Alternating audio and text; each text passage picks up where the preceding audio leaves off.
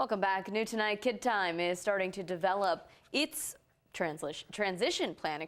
Last night, the Medford City Council approved a proposal to move the organization from Central to the Carnegie Building.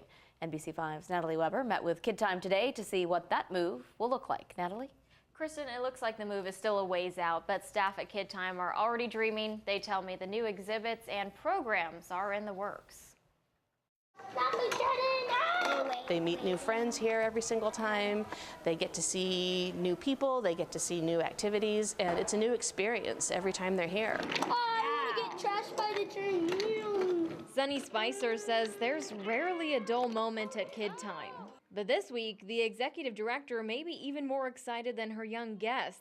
A longtime search is now over. It really is just the perfect spot for us. On Thursday night, the Medford City Council voted to lease the Carnegie Building to the organization for what could be at least 50 years. Spicer says they couldn't have found a better fit. Right in the middle of town, there's lots of outdoor space, there's lots of access to our partners around that area, lots of children that live in that space. Kid Time has been working with organizations like the Family Nurturing Center, local foster families, the Medford School District, and the city itself. Spicer says the move will allow connections to grow even more. It's a way to serve the city vision in a way that we've never been able to before. There's so much more visibility there, and it's just a huge opportunity.